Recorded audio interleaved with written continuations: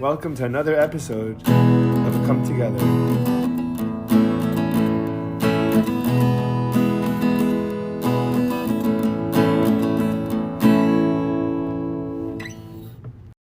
And we're live with Dr. Michael Brukheim? Yes. Awesome. Or Sorry. Broukhim. Broukhim? Brukheim's better. Yeah. Broukhim, beautiful, which means welcome, doesn't it? Bless. Blessed. That's pretty good. That's pretty good. Well, I'm really excited to talk to you. Marat introduced us, as soon as I finished talking with him, and his was by far had the most listens so far. He was very popular, his episode. We talked a little bit about generational trauma and finding meaning in life and stuff like that. All the important big questions that everyone's looking for these days. And after I finished talking to him, I said, do you have anyone? I thought this was awesome. Do you have any recommendations for anyone else that you think I should speak to? And he responded right away with your name. So I've been excited ever since then. So it's been a couple of weeks, but here we are. Thanks for coming. Thanks for having me. Of course. So what's been on to us? So tell me a little bit about yourself. You're an integrative psychiatrist. And I actually asked my wife what that meant last night because I said, because she was like, oh, that's so cool. And I said, well, do you know what that means? She's like, I think it means he integrates all sorts of different things into his psychiatry. And I'm like, oh, well, that sounds right. So you want to tell me a little bit about that? Yeah. As an integrative psychiatrist, you can also call it a holistic psychiatrist.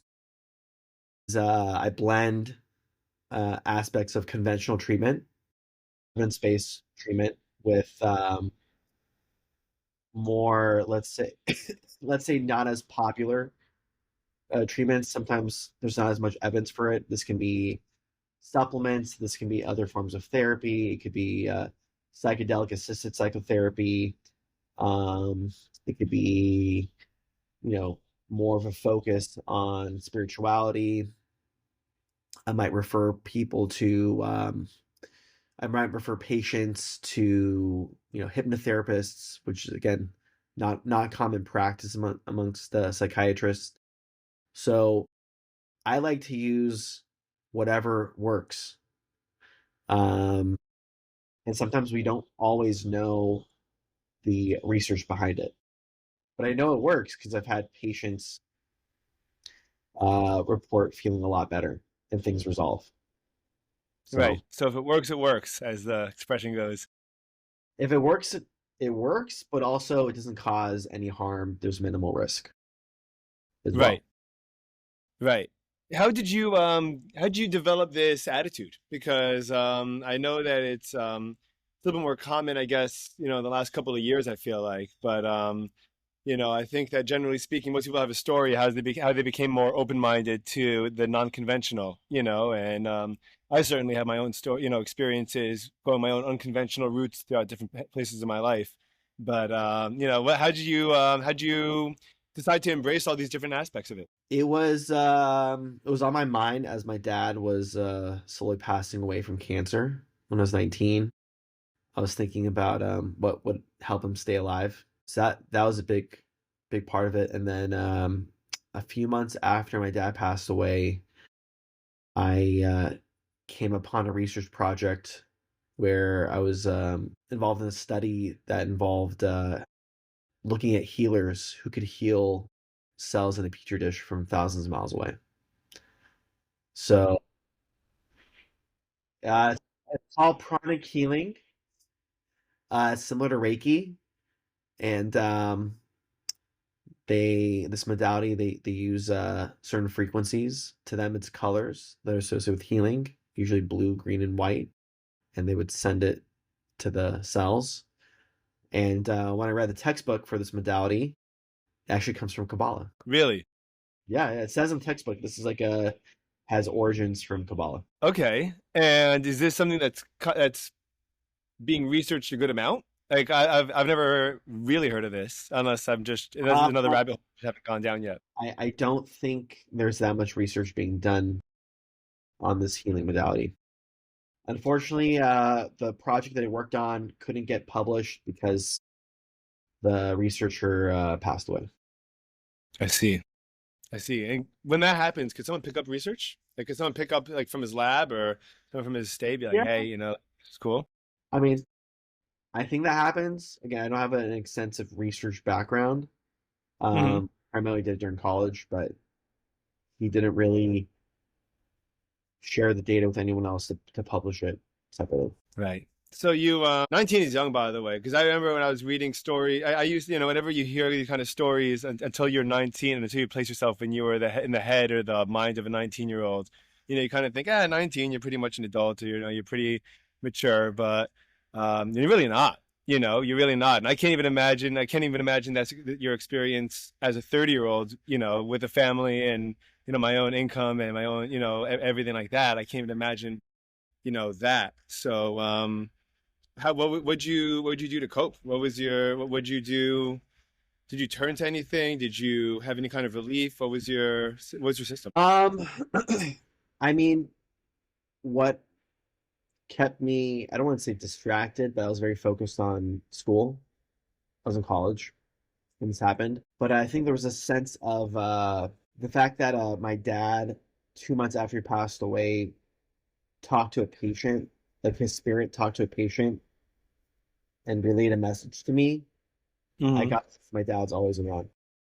That's crazy. What was that? What happened? It was the day after Christmas, December 2007, and a patient said that my dad came to him while he was getting X-rays to tell me that I needed to obtain the knowledge. That was it. Really? That was it. Yeah. What do you make of that? Well, I still don't fully know, but I am constantly seeking new knowledge ever since then, and it continues with starting rabbinical school in August. So Yeah. I don't know what the knowledge is, but I'm a very curious person, and I love learning about a variety of things, whether it's within my own field, whether it's about health, spirituality, physics. I mean, so the way I kind of integrate that message is just continue to be curious. Right. So funny that you say that. I did my first breathwork class a couple of months back, and it was, I forgot the type of breathing. It's, I think, similar to Wim Hof, though, where you kind of take two inhales and then an exhale, and it kind of gets you into a little bit more of a psychedelic type headspace. And for a long time I'd been numbing, either consciously or unconsciously or both, numbing, the fact that I was not only a father, but a relatively new father of two, and I don't think that ever really fully processed in my head. I mean, I was going through the motions and having the responsibilities. And part of the reason why was because I think that I didn't really have an idea as to what a father figure or role I'm really supposed to be taking. Yeah. I think a lot of young men in general kind of have this kind of problem today where we don't really know what kind of identity a father role should have. We know that a generation is very strict. We know that a generation is very lenient. And we kind of don't know, I'd say my grandparents' generation, say the people that are in their 80s and 90s now, were much stricter. My dad, that's in his late 50s, early 60s, was extremely, extremely laid back. And I wasn't sure which one was kind of better or which way to go. And while I'm doing this breathing, my grandfather, who'd passed away about 2 months after my first son was born, so just over 2 years ago, um, I completely felt his spirit extremely, extremely tangibly right next to me. And I have he and I were very, very close. He was a Holocaust survivor. He was in a Soviet labor camp, and he came to America when he was about 10 or 12 years old, and he was the tough, loving authority, but family-oriented figure. He was like the, I guess, prototype father role. Yeah. And he did, he wasn't perfect himself. He had a lot of, anger and a lot of frustration in general at the world, at the pain. But I was able, actually, while I was breathing to it, I was able to really experience the root of a lot of what his anger was, and I felt like it was either fear or not being, it was a combination of fear and not feeling like he was being heard or understood, in a very, very primal kind of way. And he didn't get angry to try to hurt people. He got angry to express himself, or when he felt like he was being backed into a corner. And I didn't know at the time, what that was about, or why I was, having that particular experience. And like after a couple of weeks, I was like, this has, like, like my grandfather visiting me, my Saba visiting me, you know, was for a reason. I almost felt like his spirit got a little comforted by my understanding of his spirit, and I don't know whether this is completely just in my head while I'm trying to make meaning out of it, or whether this is something that's really metaphysical and really real. But it certainly feels like it's changed my life. It's changed my outlook in the way that I perceive reality, and the way that I perceive myself, even. You know? Yeah, I tell people that when a loved one passes away, you actually get to be closer to them because they're no longer um, limited by their physical body to engage you, right? So you might have a living grandparent who lives, multiple states away, and they feel far. But again, when they pass away, you can actually engage their spirit at any moment, at any part of the day, and it's not limited by time or space. So, you know, yeah, I think your ability to connect with your grandfather is very likely to have happened, and it's very accessible. Right. Can you tell me a little bit about the ketamine therapy, or ketamine assisted therapy, and kind of a little bit more of, your experiences with how that's worked, or, what the process is like? Because I actually have not done very much homework on ketamine. I feel like it's I don't know. There's something that's a little more unnerving to me about ketamine than like psilocybin or LSD or something like that. And I don't know why I have that kind of inclination. But can you tell me about your experience, the experiences as as a therapist or as a psychiatrist with it, and what you've noticed, and what are the benefits or otherwise of it? Yes, I'll go into the history of ketamine. Ketamine is used for anesthesia. It was originally created for that. I think they started using it maybe 50s or in the 60s. And um, over time, I think people started noticing that patients were having psychedelic experiences on it. And there's this great story. I'm trying to remember what book I read it from, but there was this hospital that had some healers and some clairvoyant people come to the hospital and say, "What are you guys doing in this hospital? Because your patients are coming into our energetic space." And they realized that like it was their patients on ketamine that energetically transported to their space. So I think for about 20 years now, ketamine has been incorporated with psychotherapy. Last 10 years, um, ketamine treatment for anxiety and depression have become really popular. I can tell you in LA, there are a bunch of ketamine clinics where you can get lozenges, IV, ketamine. What does it do biochemically? Um, it's a NMDA antagonist, receptor antagonist, which somehow leads to antidepressive effects. But there's more and more research shows that it does a lot of different things. It's not just the one specific type of receptor that affects. And it's legal. It's the only legal um, substance that's psychedelic in nature. Sure. And I've seen it do a lot of things in my work with it. I've seen not only people being less anxious, depressed, but also letting go of unresolved trauma, improving your relationship with yourself, improving people's relationship with pain. So like pain, their experience of pain is not as intrusive. Um, and change can happen really fast. Like people can improve quite quickly. There are cases where people actually get more depressed, they become more suicidal, they're Really? more anxious. Yeah, I mean, there are those cases of that, and so we just know that they're not a good candidate for doing it. But it really helps people who are very stuck to a certain type of story to let go of that story. Letting go of stories that don't serve them. The way that I've understood it, and maybe you could confirm, is that like the way our brain works is through a series of associations. And as time goes on, those associations become further and further entrenched, almost like you're digging like a digging a path, and the further along it goes, the deeper the path is. And you could get out of it. You could find your way out of the trench. You could find your way out of that, those associations, positive or negative. But it would take a lot of slow work, and that the value of psychedelics is that they allow you to quit relatively quickly, kind of leap out or change or at least reframe those associations. With you, was that is that your experience with it?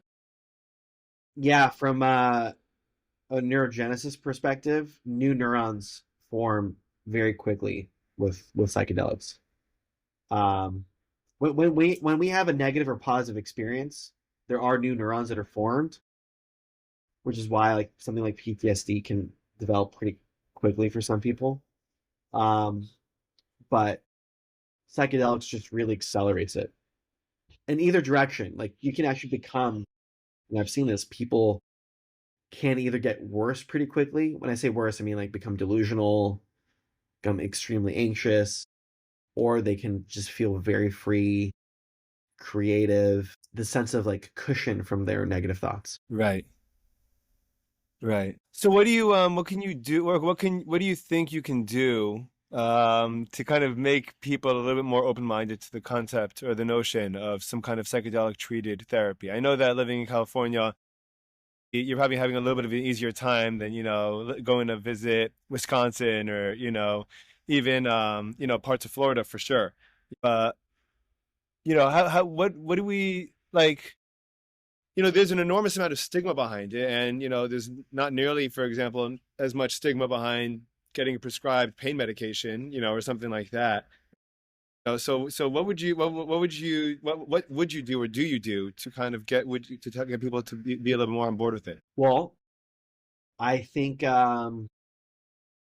what what would help is one, someone's already tried other treatments already. They've tried multiple medications, they've tried other forms of therapy, and they're not finding any relief or long-term solutions. So that typically convinces someone to pursue treatment. Two, when people want a treatment that works a little bit more quickly, that might be an incentive for them to want to do it. And again, it's really to the first point is that some people have suffered so much for so long that the pain of what they've been experiencing is like, I need something that works. And again, if they've tried everything already and they're still really suffering, like they don't really and they know the risks and benefits. I mean, that's all that's needed. So I meet a lot of patients who have said, I'll be the last guy who would ever want to do anything like ketamine. This is psychotherapy, but I'm so uh, tired or desperate of feeling all this pain and the suffering and feeling this paralyzed. Now, what can also help someone feel safe to pursue this treatment is doing it with a therapist. So I usually recommend to only do it with a therapist, not just go to a center and get an IV treatment and leave. Doing it with a therapist, you know, do it with the IV because it's more well controlled. The doctor can control the dose. And there's ways to do it in a very safe way, in a good container, with good support staff, with a therapist being present. The doctor can be present as well to administer like the dosing per hour, and it can be a really great experience. Yeah, I'm really it's funny because I feel like the music culture. has probably also had a hugely positive influence or impact on people's willingness to try them out. Because I've been I'm very into the '60s counterculture movement, and the Grateful Dead, and that whole era of beats and hippies. I did a couple of fun podcasts with some guys that were around back then, and excuse me, and one of the cool things about the music culture is that, and I notice this even myself today, with guys that are Fish fans or Grateful Dead fans, that you could be an investment banker that's the straightest guy you'll ever see in your entire life, or you could be a hippie, that never worked a straight job his entire life, and they all kind of come together around this music, and that kind of era of music it definitely feels to me like it created more of a community and open-minded um, world where people realize that, hey, just because we look so different on the outside or spend so much time, spend so much of our time differently, we still have this in common, and this is something that we all find relatable. I feel like that really opened up the floodgates for the potential of what else could do we have in common, and I think it's just a matter of being able to acknowledge that. Yeah. But have you done any kind of homework in terms of using psychedelics for aging, like Alzheimer's or dementia or anything like that? Because I've been hearing some whispers and a little bit of research every now and then, or some posts and articles that mention that part of the neural generation that occurs, when taking psychedelics would potentially help with dementia or Alzheimer's or those type of diseases. I have not looked much into that data. I haven't heard of it. Hmm. Uh, I have heard, well, it's not fully related, but I have heard of psychedelic assisted psychotherapy helping people that have, for example, people that are on the spectrum that are autistic. Really? It can help them be more sociable. Really? So increase your social awareness and I guess that part of your brain that kind of contextualizes or is good at context. Yeah, People like use. social engagement improves. One way that it seems like it does is it kind of slows things down for for that for that population. And Really even interesting. even people with ADHD have said that they can focus better after doing certain types of psychedelics, like psilocybin can be really Hmm. great for ADHD symptoms. And do you see like a world in which, like a kid has ADHD, so you give him, like a little, not kid, but adults say, 18 you're working or 21 you're working, and instead of taking an Adderall, you give them a little microdose of a mushroom candy that they take once a day, and like that's fine, or you don't think that's going to happen anytime soon? I think it can happen very soon. Oh, you think so? Yeah. I I mean, hope so. I mean, again, it's a psilocybin's still illegal, but I've heard from a lot of people uh, outside of treatment that they use psilocybin to help them focus, like a small dose, Right, and it's been helpful. right. Yeah, I hope so. I hope so. That'd be so cool. I mean, and I've heard anecdotes of people, of that happening too. I've never heard it being used in the context of ADD, but I'd be really interested in observing what that is. Can you? I also saw that while doing some prep that you've dove down a little bit of evolutionary psychology or psychiatry.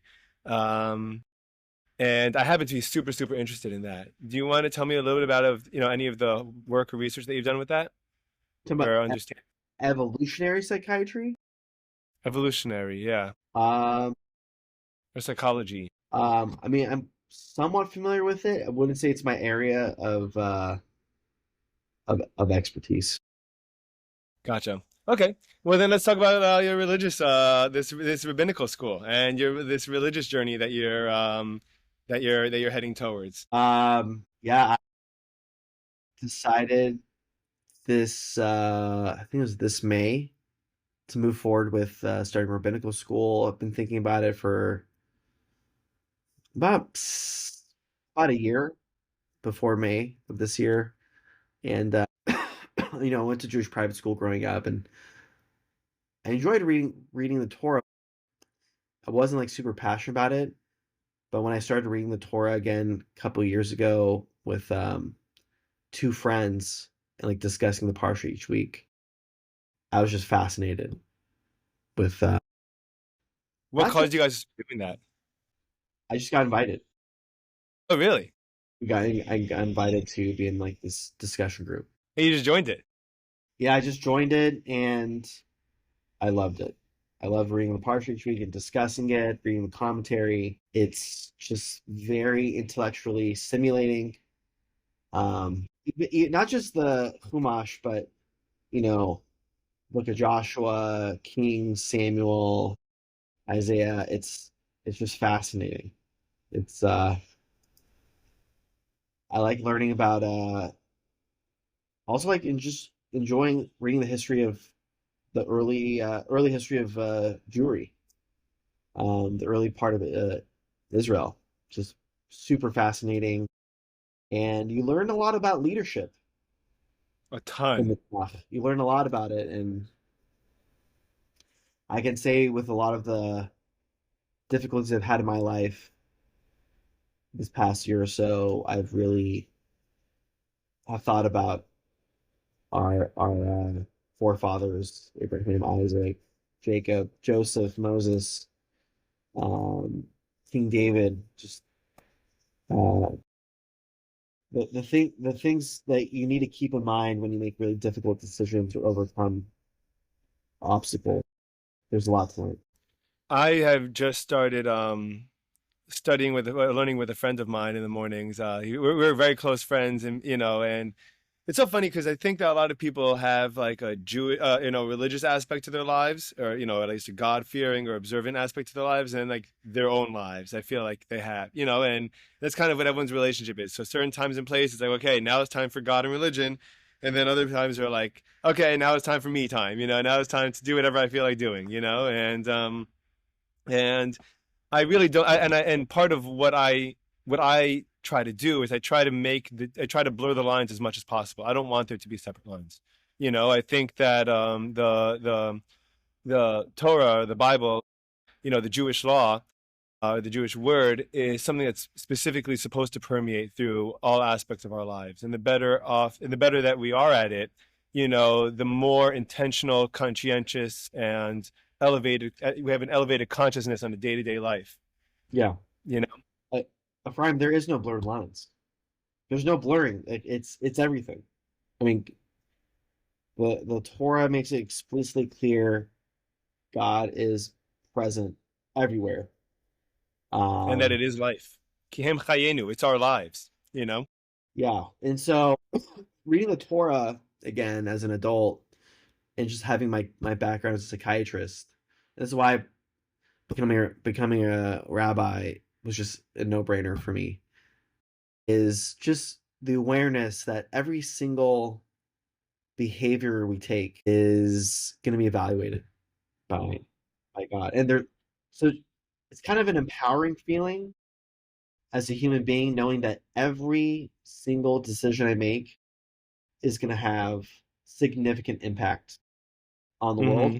I and you won't fully know what that is, but just know that it has significant impact, which then makes you be not fearful, but just very conscientious about which thoughts you choose to engage in and like bring into life and which ones you can ignore. Yeah, it's a great way of putting that. Yeah, it's I think that with the beauty of a lot of this is, and I'm sure that this is part of why you're enjoying it so much more now, is that as you become more as you hopefully mature in your life and develop in the course of your life, you take on additional responsibilities, whether that's a job or a wife or kids or whatever it is that you're choosing to take on, and you start to realize that all your actions have an impact on other people as well. And when you're a kid, the beauty of youth is that your behavior almost exists in a vacuum. You feel like you can just do whatever you want however you feel like, and that's fine. And then as you become older, take on responsibilities. Hey, if I sleep in today, that means my wife had to wake up early, and I don't want that. If I didn't change my kid's diaper, that means that my wife had to do that, or the kid's running around with a dirty diaper. What am I going to do? I think having that elevated sense of consciousness and awareness, starts to speak and make more sense to you as you become an adult. And as a youth, you kind of want to learn you want to kind of push the line a little bit or toe the line or figure out, like, oh, all my actions are in a vacuum. And I think that actually is a beautiful thing for a certain point of time. I don't know if it's Yeah. forever, you know. And this is related in the sense that if you look at Abraham, Moses, for example, it took a long time for them to engage God. Like I think Abraham was in his 80s. 75. Yeah. Moses was around 80. Mm-hmm. They were shepherds.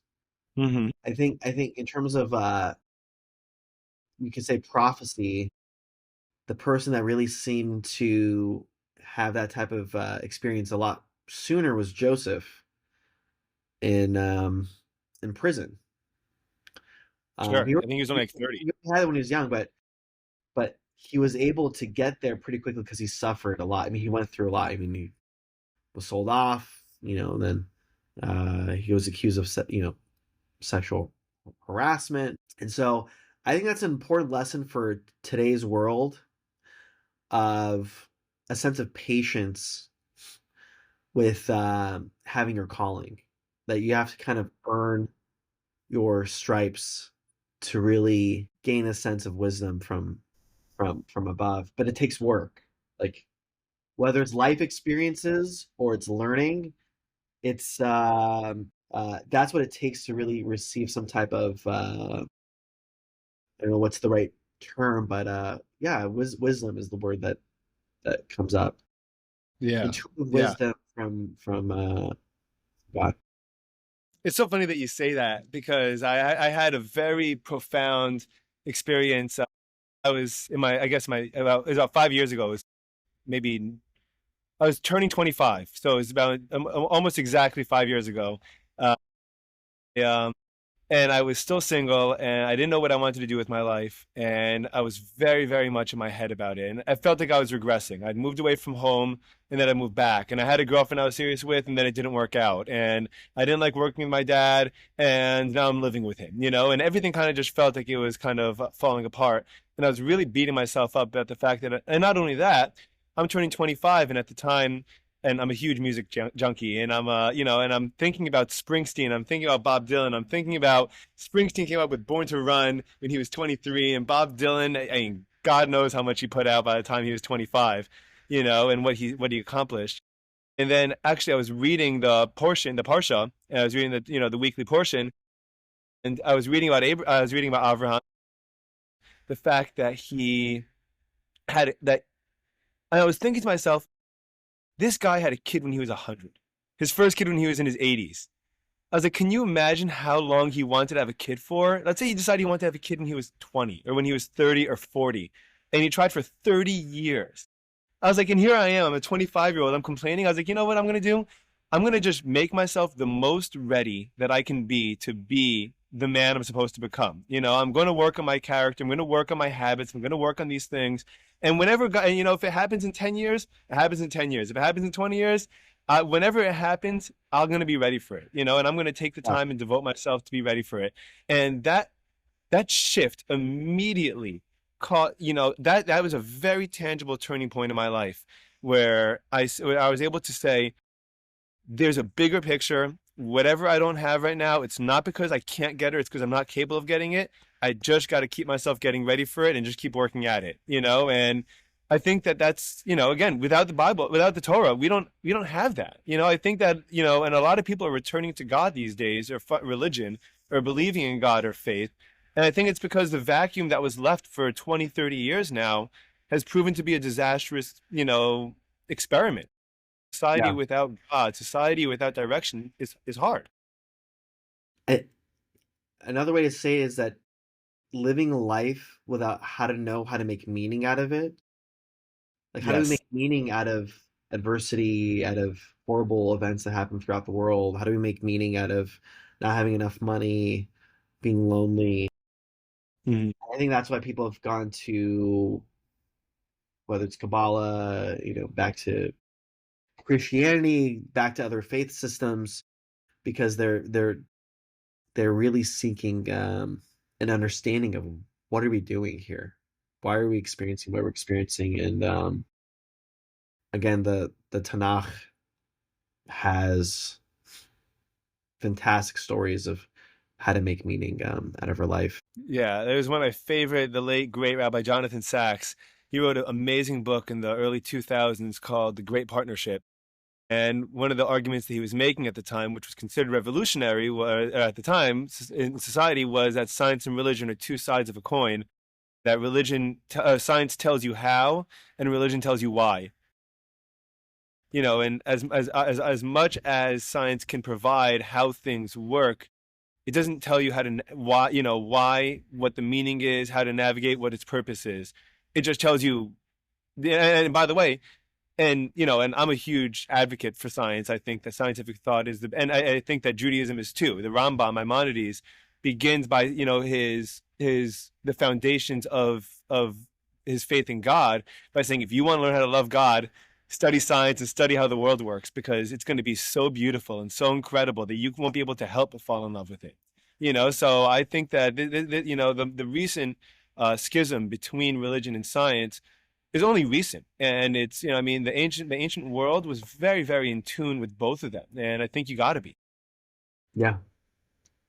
No, I mean, I would say that I became more spiritual through science. Oh yeah, can you Yeah. elaborate on how that happened? I would say it was through quantum physics, space, just how vast the universe is, um, different ways we can heal, what humans can do. It's And how is it? And what's your process like? All this great, amazing stuff equals is something more. How does your brain create? How does it connect the two? between science and spirituality. Yeah, like how did it make you more spiritual? What was your like? How did you put them together? Oh, that what we see, like what we can physically see happen in our life. It's so wow, what's a good word to say it? The chance of all this happening is just so infinitely rare. For it to work this well with each other, I mean, it's there is an intelligent creator. Right. So, do you think there's a contradiction necessarily between religion? Yeah. Not a personified, Yeah. but like an order that can manifest in a human way for us to understand what's happening. Like the Torah is portrays God as with characteristics that a human can have, Hmm. but it's just a tool for us to try to understand and relate to God. Does that make Have sense? you have you heard of a gentleman named Ephraim Palvanov? I'm gonna send you a link to. He has some incredible podcasts that I think that would speak very strongly to you, and I think and they're all generally. He's a biologist and I guess a Torah enthusiast. And he's got some really spectacular classes that combine spiritual, scientific, biological, and everything, just everything kind of just flows. And that's actually going back to what you were just saying. It's not even that there's so many incredible systems that's so unlikely. It's also that everything flows into one another, that it's all like that. And when we say that God is one, it's so cool because it really is one. I mean, that's how you kind of know whether something's real or not. If you say, there's a great book, The Art of Learning by Josh Waitzkin. And one thing that he emphasizes throughout his life, he was excellent. He's world class at a bunch of different things that don't seem to have anything to do with one another. He's a great chess player, martial artist, foiler. He's a coach for businesses and for basketball teams and all kinds of amazing things. And one thing he says that there's certain disciplines that just weave their way through everything. If you Yeah. practice them, you can apply it to anything that you want. And I think that's also part of like this fundamental truth of oneness that exists for sure. Yeah.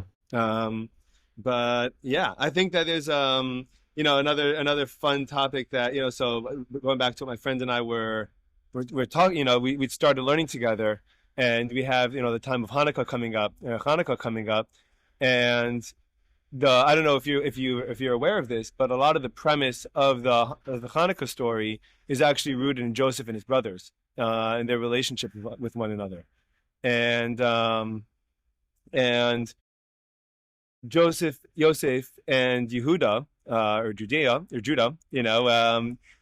actually represent two sides of a coin. And it's interesting because the Hanukkah story takes place while the Jews are living in Israel, while they have their temple.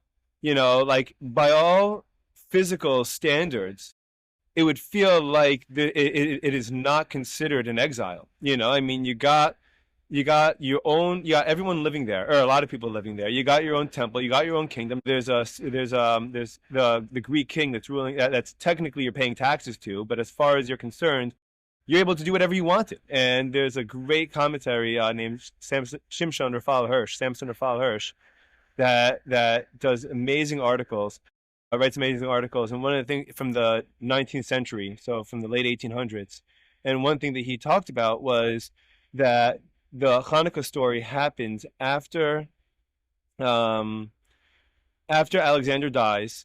His kingdom gets broken up into four sections, and in the north, the Syrian Empire is where Achashverosh is, and in the south, there was an Egyptian empire.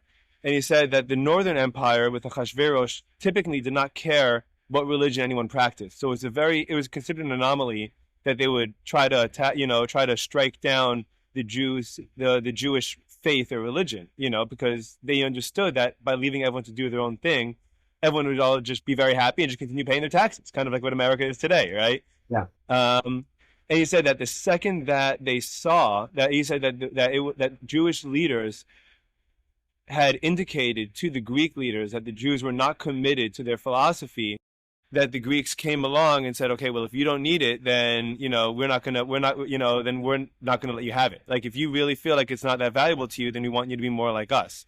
And that relationship, and it's funny because in today's world, we feel like, we have Israel, and we have the Jews for the first time in thousands of years have, their own country and their own state. And you would think by all standards, by all physical standards, we'd have almost the exact same, like this would be like, what makes you think we have an exile still?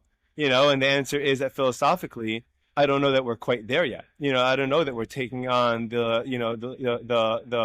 spiritual and the values and the meaning and the relationships that we're necessarily supposed to embody in order to be able to fully return it.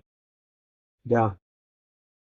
Any thoughts on it? I think the thought that comes up is I think the thought that's always come up is Judaism as a religion has a lot of rituals, traditions, laws, and how do you observe all these laws when you're alongside other countries that might have a lot of their own traditions?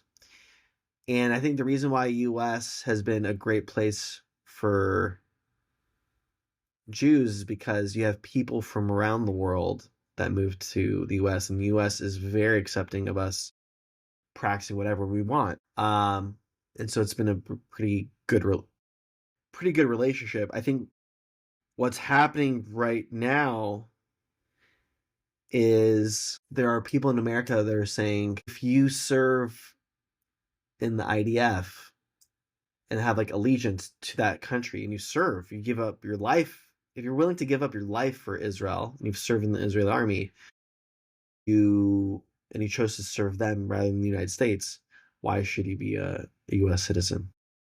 So that kind of reminds me of like that story of back in ancient times.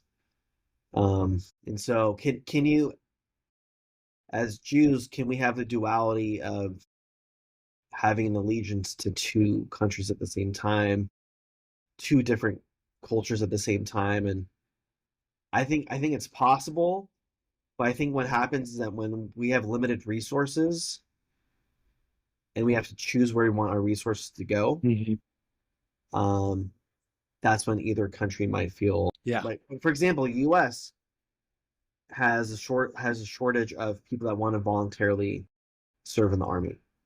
Hmm.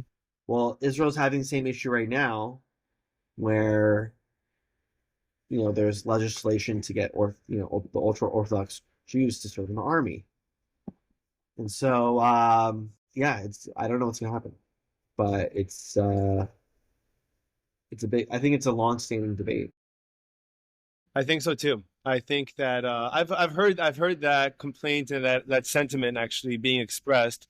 And the truth is that if I were not a Jewish American, or if I was not, if I had no association with Judaism, Israel, or and I was just purely American, I probably would be on a similar. I probably would think a similar way. So I really do understand where the perspective's coming from, and I kind of even agree with it. The only thing that I would potentially say, or say in response, is that, and I'm sure that you know this as well as I do. It, America and Israel almost feel like they're satellite offices of one another, and I know that everyone makes them, that they feel like they're, foreign entity, and they are, by the way, but, I think that at the moment right now, the lines are very blurred. A lot of Israelis come back and forth, a lot of Americans come back and forth, a lot of people, Israelis love America. They want to come to America to make money. They want to come to America because they love capitalism and they love the culture and the freedom, and vice versa. And I think that I think that a lot of Jews realize that the well-being of America uh, is in Jewish Americans' best interest as well. And so even if you do choose to spend a couple of years in service of another country, odds are you have family, you have friends, you have cousins, you grew up here. This is your life. You plan on spending most of your life here most of the time. Even if you are a lone soldier for a couple of years, and most of your life is paying taxes, trying to make the society a better place, having kids,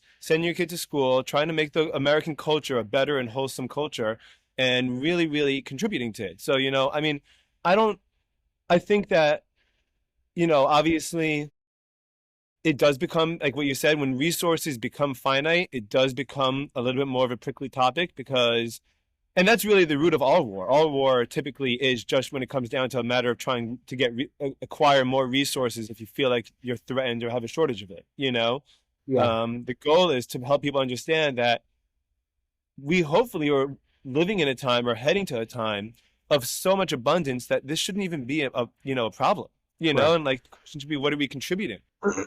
I I think I think the early history of Israel is a great historical reference point. Um, the the more division there is within the state of Israel, the more likely it's going to collapse. Just looking at the history of Israel and the morality of the state. That's another contributing factor. And again, there's so many stories of when there's more people, not necessarily disconnect from God, but it's more so like your behaviors. When the society is engaging in more behaviors that are sinful or disconnected, again, Israel has been prey to being taken over. So yeah, I Yeah, think I that mean, in that's sorry, please. no, that's it.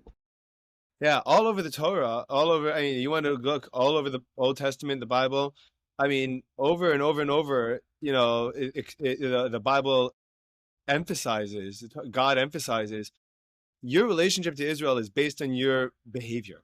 Like the people that are, like you got to earn it. And if you're there, you got to behave in a way that will allow me to keep you guys there. Like, it's not because, and there's such a great line in, I forgot whether it's Bamidbar, the fourth book, or Dvarim.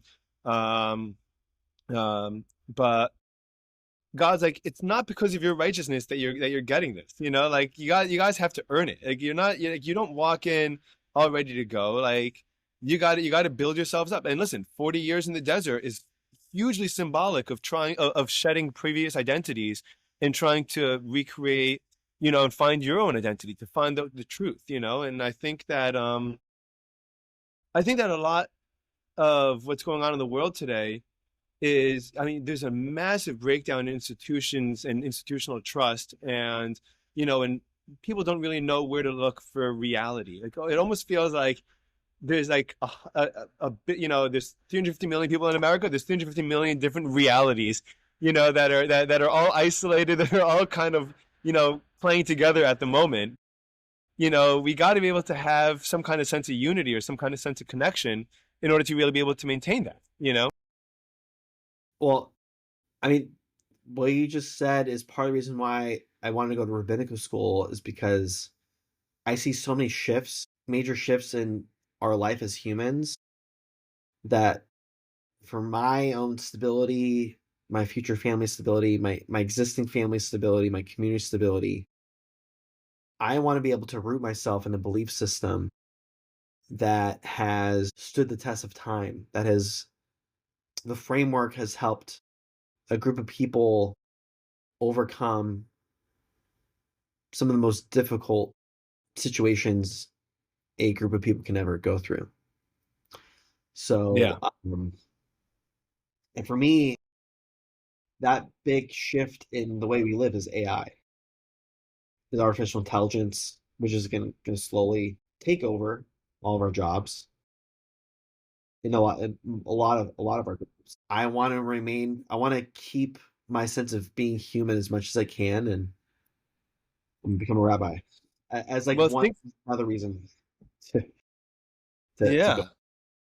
Think about, what do you call it? Think about what happens when when Elon Musk's, Tesla robots are mixed with Grok AI, and you literally have a physical manifestation of your Grok or your Chat GPT, and that's literally will do everything around your house, everything for you. And the question will become, what's meaning and what's purpose in your life, and I'm trying to actually, I teach high school part-time, and yesterday I had we're talking. I like to make my students think a lot. I think that a huge I teach English, so we bring up, it gives me a lot of flexibility as to what I'm choosing to expose them to, and I try to get them to think about big topics like, if you didn't have to work ever. Yesterday I gave them two prompts.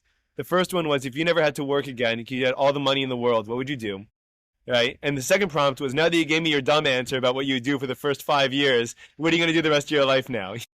Because, it sounds really great until you realize that you have a whole life to live. So I think about that all the time. What would I do if I had what would I do professionally if I had all the money in the world? And it's exactly what I'm doing right now. I'd still practice psychiatry. Yeah. I would still be in rabbinical school, and I would still right now making an app called Rituality. Hopefully, it gets launched in January. But I'm making an app that's going to help people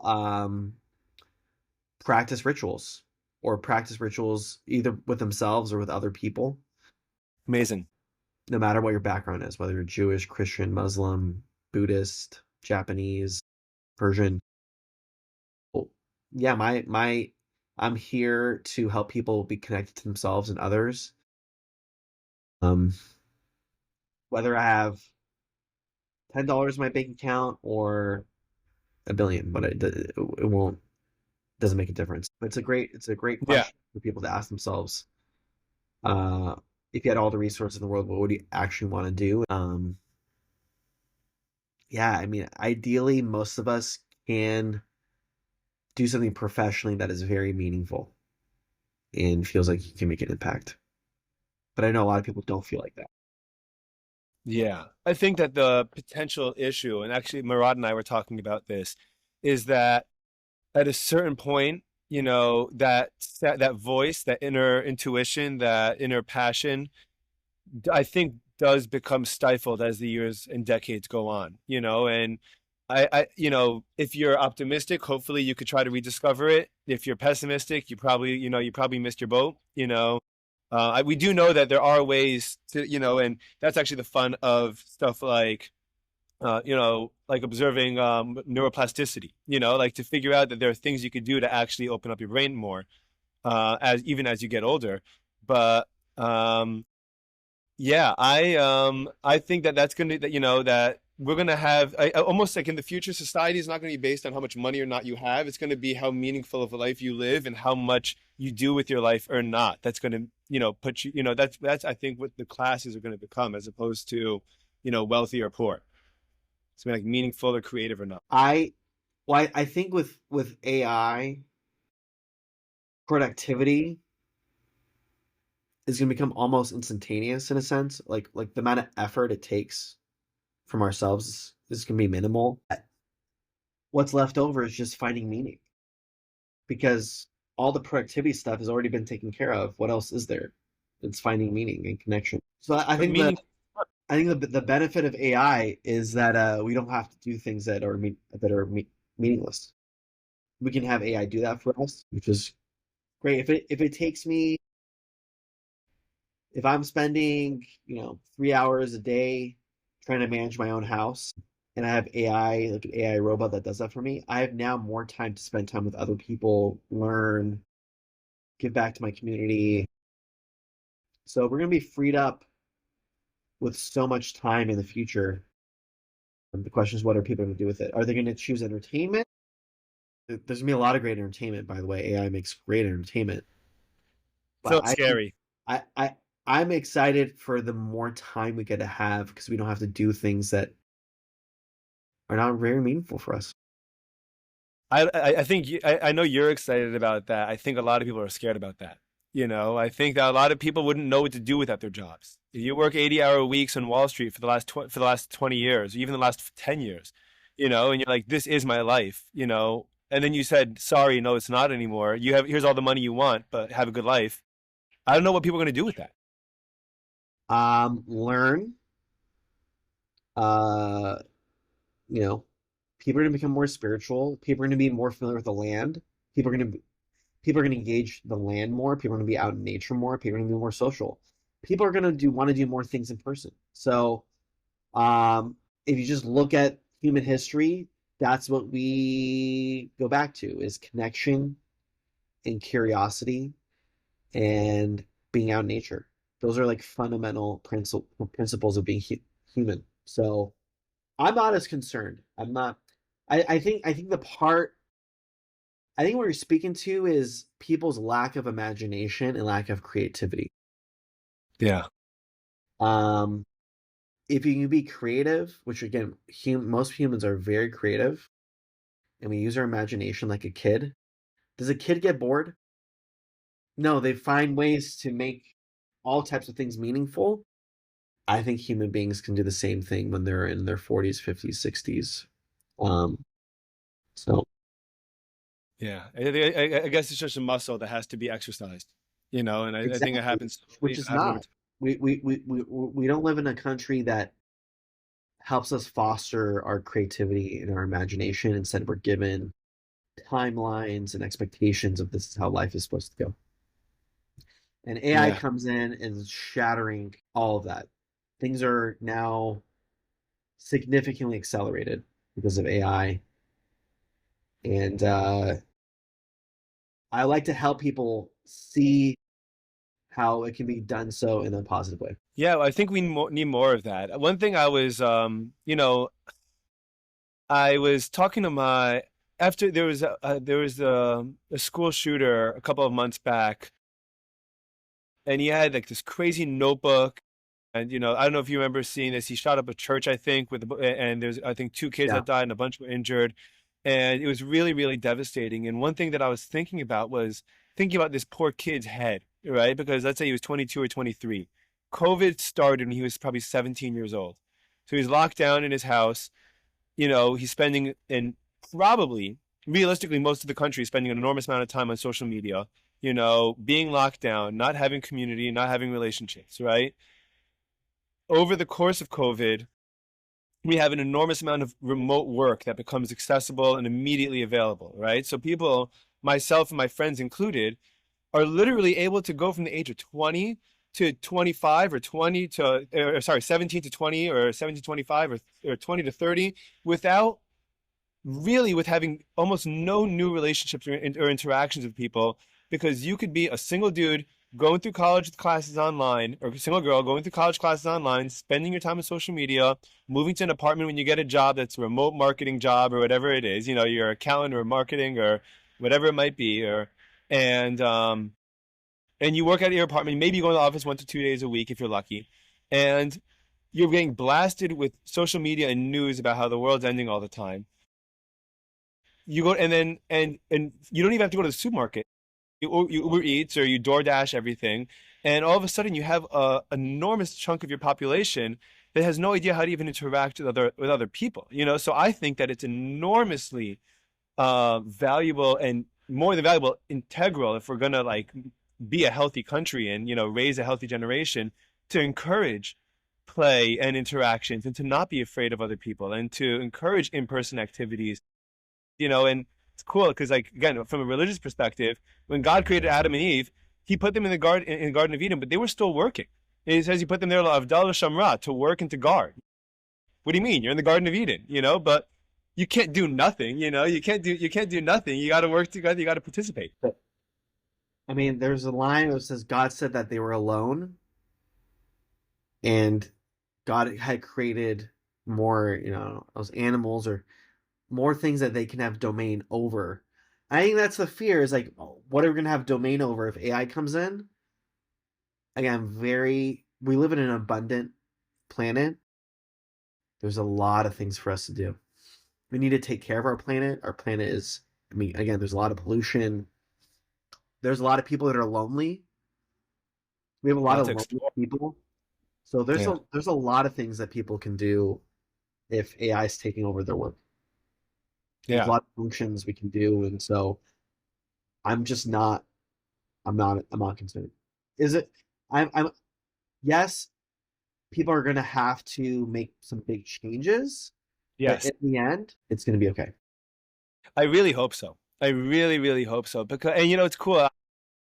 I moved into a neighborhood in Hollywood, Florida, and there was very few Jewish families here when I moved here. And I moved here when we were newlyweds. We didn't have any kids. And over the last 3 or 4 years, let's say 30, 40 young couples and families moved in. And since then, it becomes a very regular habit, on Shabbos, on Saturdays, and Friday nights for kids to play in the streets and for everyone to walk together to synagogue and for, people to hang out in the streets. You see the whole community has kind of started to like pick up because other people are like, oh, kids are playing in the street. And then all of a sudden families are taking their kids out for scooter rides and people are going biking and jogging more. And I'm seeing an enormous uptick in social activity just based on the fact that there are people walking around outside. That's all it really takes. Like people just need an excuse to smile and to come and to interact with one another. And then like it just takes off the same way creativity like ignites. You tell a kid, what do you want to do? I don't know. Well, what if this was that? And then all of a sudden their head explodes because they think of a million, incredible ideas. A lot of times all we need is just a little bit of that. So what you're saying, I totally agree with that. It's going to take some changes, but I hope that, this could be a time for greatness. Again, we have so much evidence from the past, and again, including the Torah, that we have all the answers, all the solutions we need to come over any type of evolution in human history. So we're going to adapt. We know what's important. We know the fundamentals of what it makes to have a successful, meaningful, thriving life. On a purely speculative level, just for the fun of it, what do you think of simulation theory and all the UAPs and UFOs and everything like that? On a completely conversational level. Yeah, it's great. So my belief about the reality that we live in is that we have infinite timelines that have all been predetermined, and every action we take puts us on a new timeline, and there might be higher level intelligent beings that can see all these timelines. And in terms of UAPs, I kind of view them as like angels. So there's different levels. They could be angels, or they can actually be like intelligent species similar to us. Mm-hmm. But the UAPs are trying to save us from ourselves by disarming our nuclear Yes. weapons. Yeah. So again, the most common place we find UAPs are near nuclear missile sites, Facility. and when Hmm. they facilities and they when they come, they disarm nuclear weapons. And so I think they're just trying to make sure we don't destroy ourselves. I think that also, and I'm curious if you ever noticed this pattern, but I've noticed that a lot of UAP folklore, and general, I guess, tendencies in the stories to, actually happen quite a bit in, you know, in the Torah, whenever, or in the Bible, whenever, for example, someone's alone in a field, or a woman is praying, and and God, an angel from God comes down and says, like, everything will be okay, and then, a year later everything is fine, but no one was there to experience it, and she was in a field somewhere by herself, and I mean, like, there's a lot, and that's Hannah, that's Avraham in this week's portion, when he does the circumcision for the first time, and then these angels visit him, and no one else is there. And it's an argument as to, like, can anyone else see them? Is anyone else interacting with them? Maybe, maybe not. There's a lot of really amazing stories that kind of co-align with what we'd call UFOs, just different terminologies.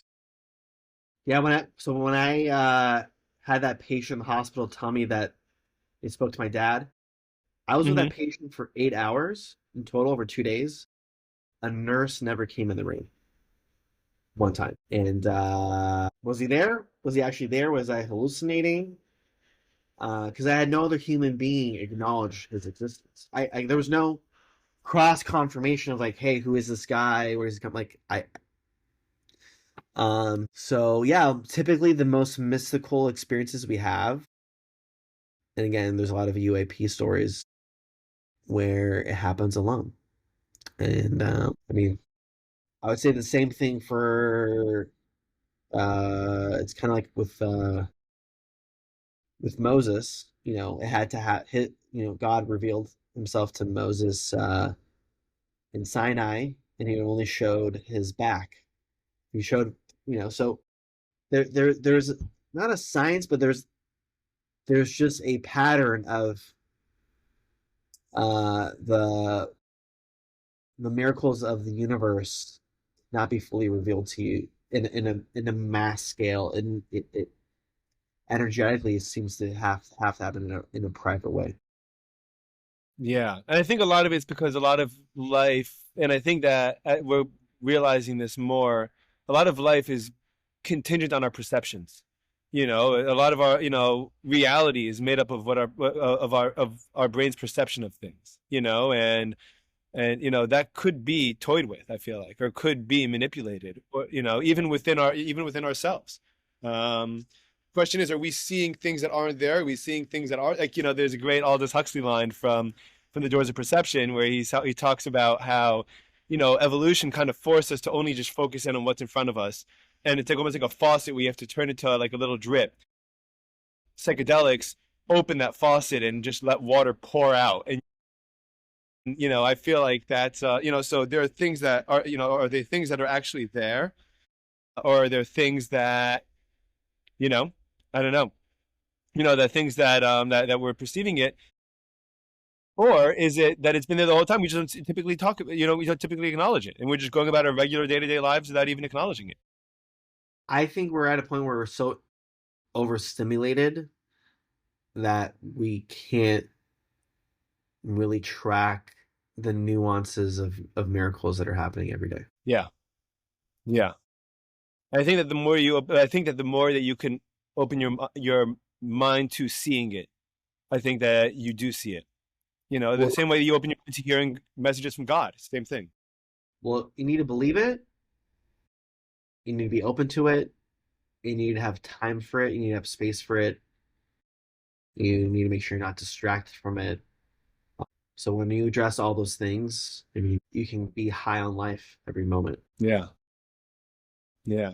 I think this is great. I think that I love how open our world's becoming, and I think that, there's just so much. this is one of the beauties of truth and one of the beauties of hope and one of the beauties of life is that it just finds a way to poke its way through like a little hole through and like permeate, just like, pop out. And like, even though it always feels like a shroud, sometimes of darkness or whatever, it feels like we could, like it does, like we're heading, I mean, there's a lot to be concerned about and, but it feels like there are so many bits and pieces of just optimism everywhere that if you just keep, open your eyes and keep your eyes open for them, we are making a lot of very positive steps, I think, as a world, as a species, and hopefully as a conscious entity. I hope that we could develop some kind of sense of shared consciousness that we care about. Anyway, Michael, Doctor, I really appreciate your time. This is a really such a fun conversation, and you've really been generous with your time. Thank you so much. I really appreciate it. And I think this should be thought provoking and fun, and hopefully a little inspirational to some people around, Yeah. No, it was great talking with you about all types of aspects of our life and our existence in this universe. And I'm very thankful to you for the Yeah, keep opportunity. me, and I'll send you over the link to that other podcast. I'd love to keep in touch and hear what you're working on because this has been a lot of fun. Okay.